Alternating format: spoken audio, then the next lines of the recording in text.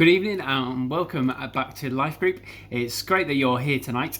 I just wanted to give you a quick reminder of what we've been looking at. So this is our first Lifegroup together in our small groups. Do take some time just to catch up, enjoy each other's company. But in terms of our Bible study tonight, we're going to be thinking about the passage that we looked at on Sunday, which was Genesis 4. We focused on Genesis 45, but it was 44, 45, 46, 47.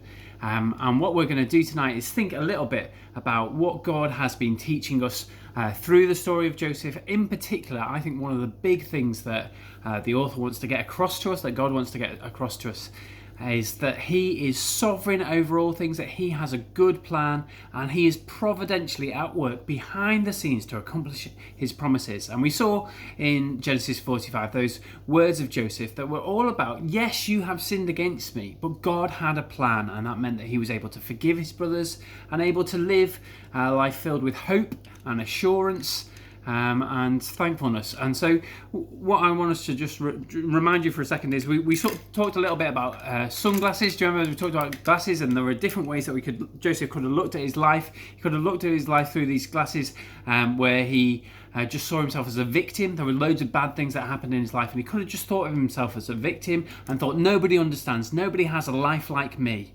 It's very easy for us sometimes to think of ourselves as victims. I've got it so bad. We become prickly towards anyone else. We become hard towards other people and towards God. We lash out because we're angry about things. So he could have thought of himself as a victim. Loads of bad stuff happened to him. He could have, I guess this is the one that's most common in our situation, is he could have thought of himself in terms of the chaos of the world and just thought that everything is random and there is no plan, and just sort of, I guess if we watch the news at the moment, that's how we feel. Or he could have, as we saw in our passage, he had these kind of glasses where he could see things really clearly. He could see that despite everything else that's going on, he could trust God. I'll take these wonderful glasses off.